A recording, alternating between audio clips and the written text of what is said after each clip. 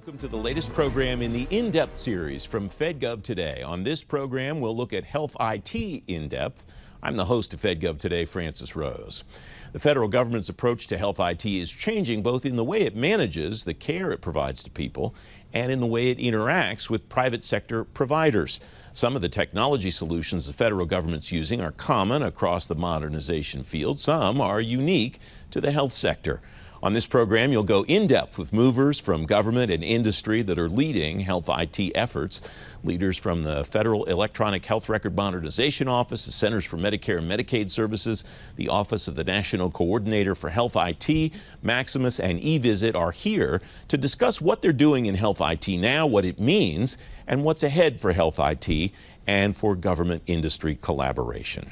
We begin with Kelley Harar, Vice President for Federal Health at Maximus, and Bill Tinston, Director of the Federal Electronic Health Record Modernization Office. Welcome to both of you. Thanks for joining me today. Bill, I start with you. As we talked about a little bit before we went on the air, you now have MHS Genesis and the Defense Department online. The collaboration with VHA is starting to take form, Coast Guard and others. Where is the Federal Electronic Health Record today, and where are you aiming for in the next year or so? So the Federal Electronic Health Record, and I appreciate you using that name for it, is MHS Genesis, as DoD refers to it, as well as the implementation at the VA. We've implemented at Coast Guard, the entire shore side of Coast Guard. We've also done NOAA, National Oceanographic Administration. We have coming up the Armed Forces Retirement Home. We have NSA coming up, and probably future federal partners. But we're 209,000, 210,000, something like that, users of the system. So that's clinicians, providers, other users of the system. 10 million patients are being served by this single record, this Federal Electronic Health Record. And I want to make that point again. So while you said MHS Genesis, it is a single Federal Electronic Health Record about the patient, not who delivered the care or where the care was delivered.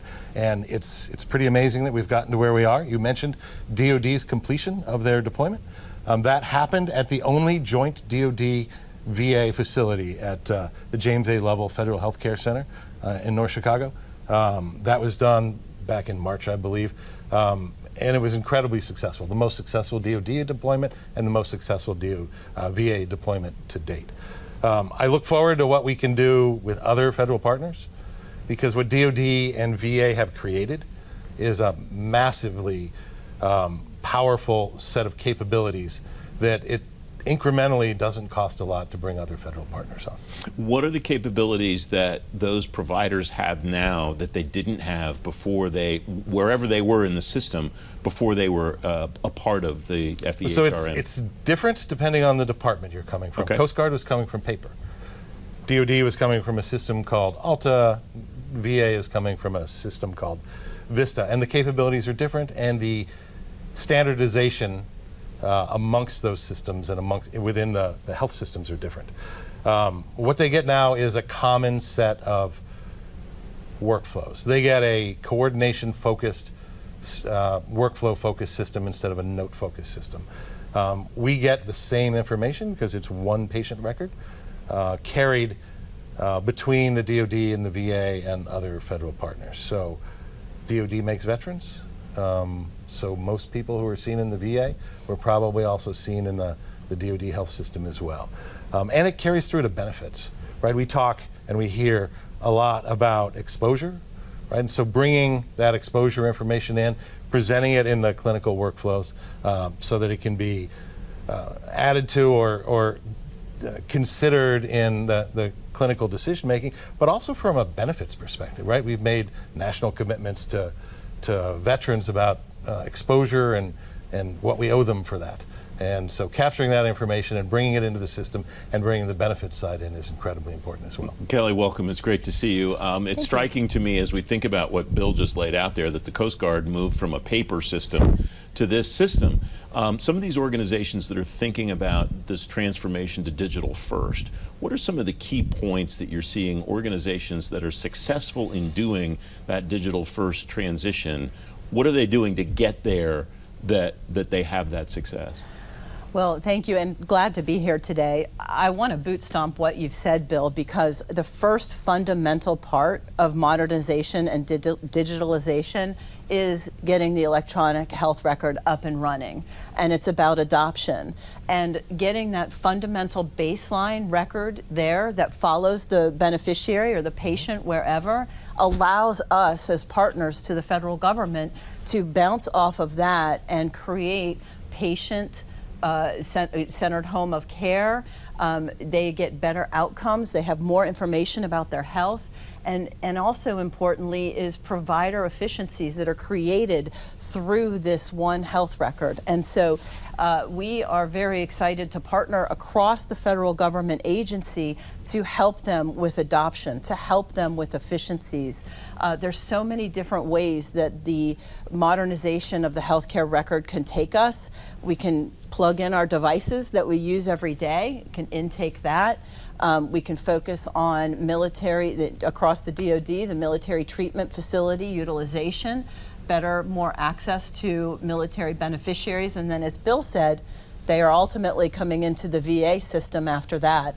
It's wonderful to see, and I'm so excited to be here with you. What are some of the things, I want to follow up with Kelley just one second, Bill, but I'll come to you in a moment, because it strikes me, you just mentioned like smart devices and those kinds of things, and I wonder if we're just now scratching the surface of what all the things are that eventually will plug into that electronic health record for the care provider to be able to know what's going on with this person that's in front of them. Very much so. We are in embryonic days, and I think the field is being created by having this centralized system of repository. And right now, I use my watch for wellness, all kinds of things. It goes nowhere except for me. But the digital electronic devices can help patients articulate their symptoms better to providers. It can be a read ahead for providers when they come in and see. It's just exciting where this can go. But we have to get the electronic health record in place and established and adopted throughout these systems appropriately before we can take it much farther. Bill. We have to be part of the mission.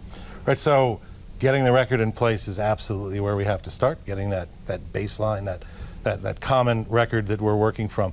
But you said something that I think is really important. And we connect a lot of things in here, and all of that drives transformation, and all of that drives change management and adoption. DoD's done this, 138 major sites, the entire DoD.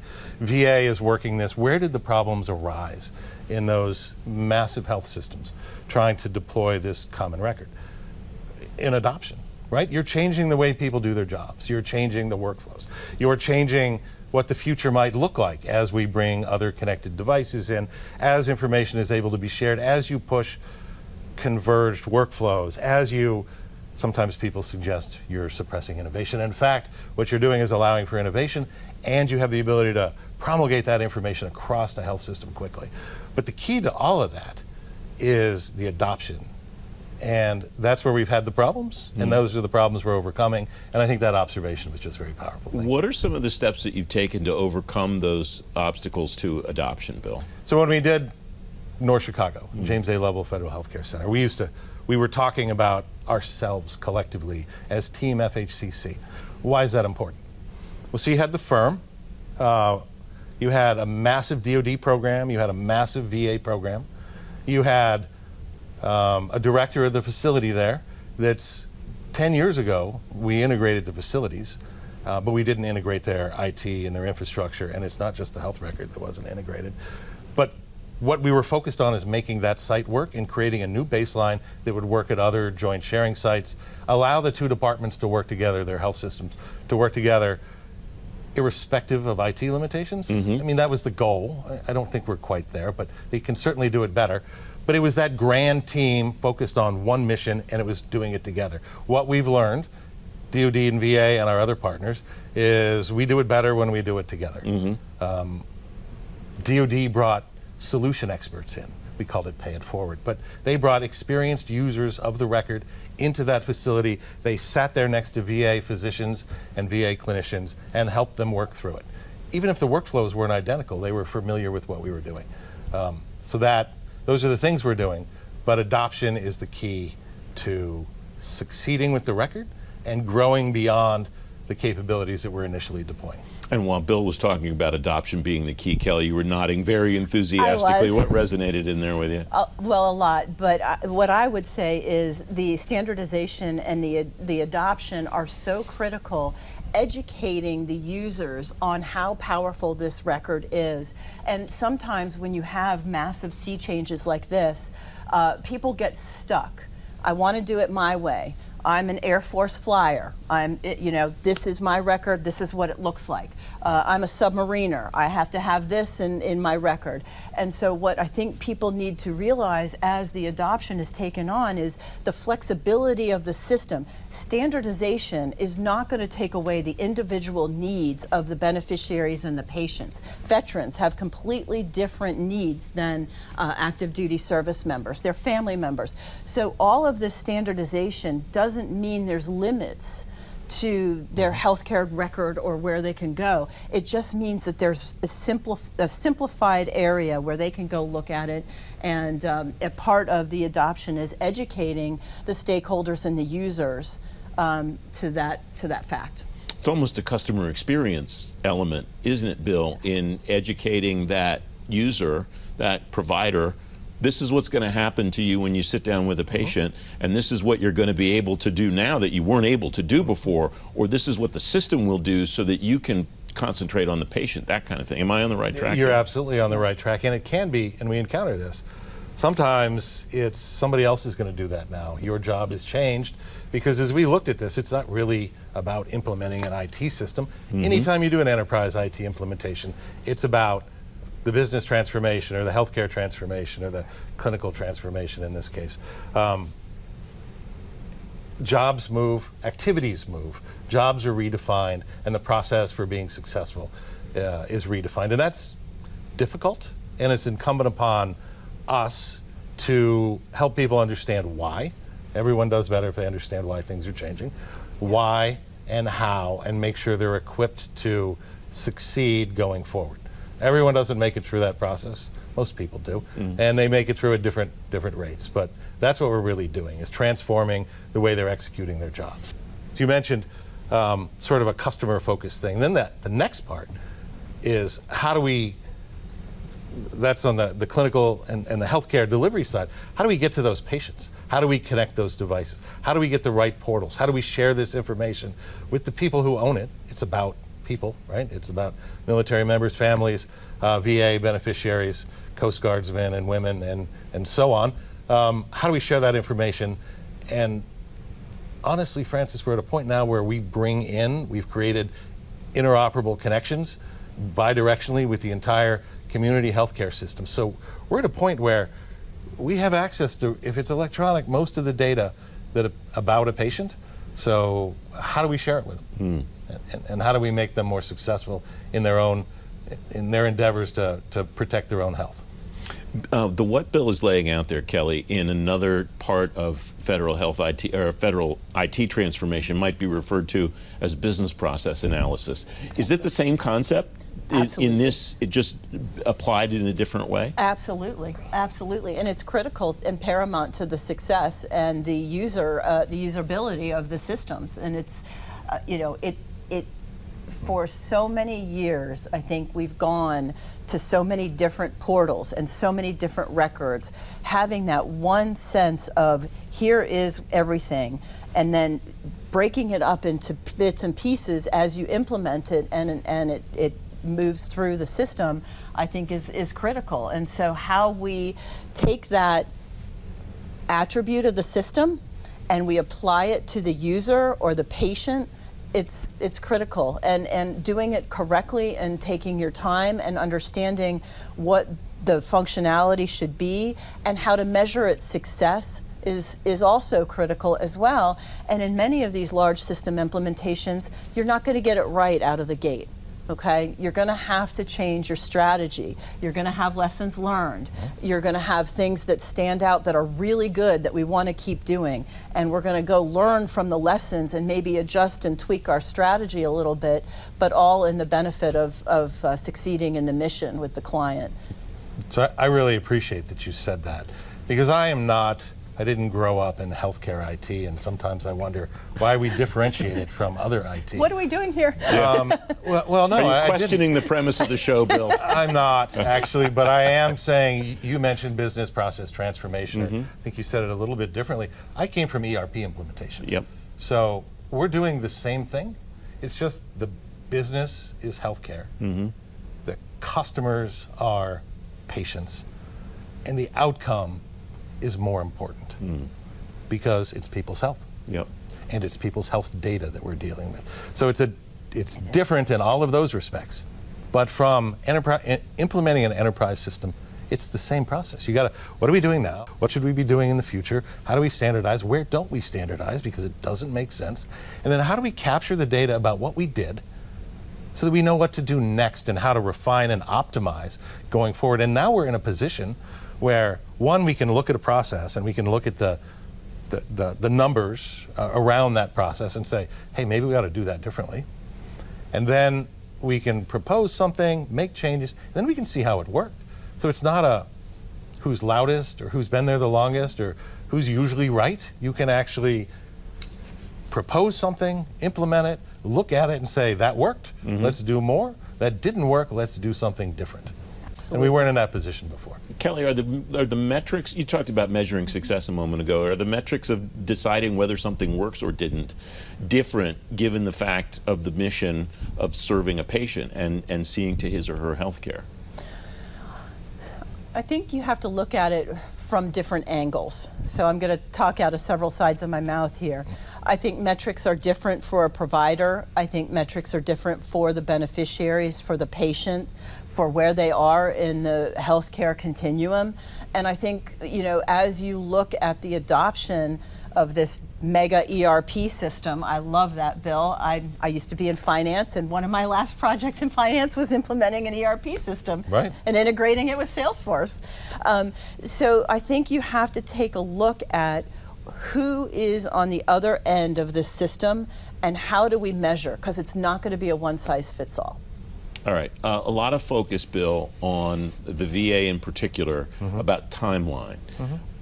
Are we focused on the wrong thing if we're focused only on the timeline about when is it going to be done or when is it going to deploy to more locations and all of that kind of thing? Is that too much of a black or white distinction about judging success? So I think so. If you, and I know you did, if you paid attention to the early implementations on the DoD side, they went out and they did 4 sites. And then they paused and they looked at how things are working and they said, everything's not right. They got a lot of very public attention that they didn't get it right. And they spent some time, they spent a couple years working through what it should look like. And then they started implementing again. And then they brought those changes because it's a single system, common workflows. So they started rolling out the new workflows and adjustments to the processes, including to the initial sites. And they started to create success, right? And VA's doing the same thing.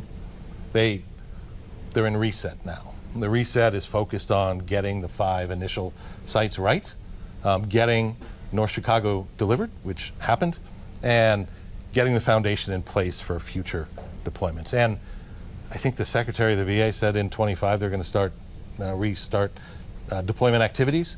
I think you'll see that, and I think they're doing the right thing because it's about healthcare delivery and it's about the patients and the veterans on the back end that you're supporting, and you want to get that right. What's the best way in your view, Kelley, to measure, to look at data to determine that not just the care that the individual patients are receiving is improving, but that overall the service delivery is better, more efficient, faster, whatever those metrics are? Well, I'm going to give you a soft one, and then maybe you can quiz me and push me harder. But we are facing burnout from medical providers right now. There is a massive shortage, and so one of the things that we need to focus on is how do we make their job better and easier?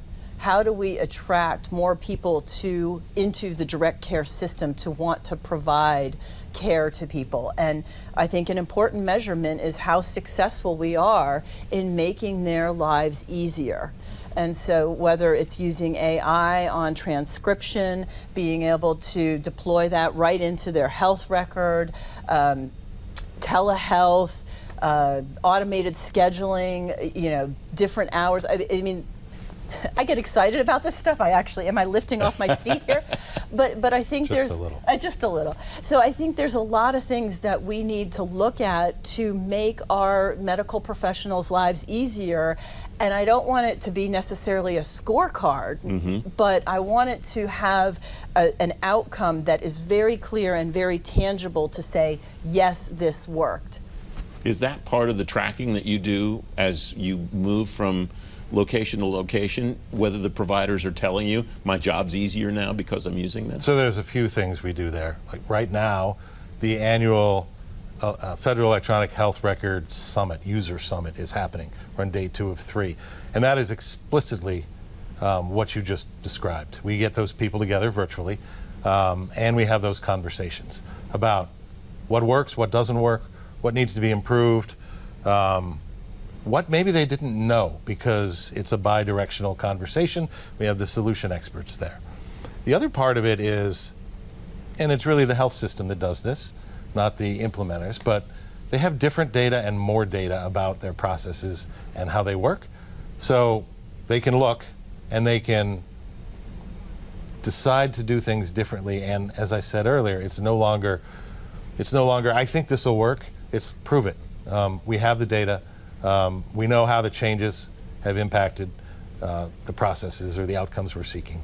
And as we switch, you mentioned digital first. I know the Defense Health Agency, that is their focus right now, is digital first. Reaching the patients and reaching beyond the health system and making sure the experience is right. And I appreciate that. I help my parents who get their health care from the military health system, and I have to go to the pharmacy for them. I got to take them to appointments. And so I always do my own little assessment, right? Take my dad to the audiologist, and I said, so, at Walter Reed, so how do you like the new record? How do things work? And this is not scientific, but that particular audiologist said to me, it's much better. I spend less time documenting the encounters after hours. And that's great news. That goes to that burnout. And I'm not suggesting that's universal. I'm suggesting that's my little anecdotal when I take my father to the doctor, and that's the kind of feedback I got. We covered a lot of ground in this conversation. Bill and Kelly, I appreciate your time very much. Thank you for joining me today. You can read more about electronic health records and digital modernization in health IT and find links to the resources we talked about at fedgovtoday.com.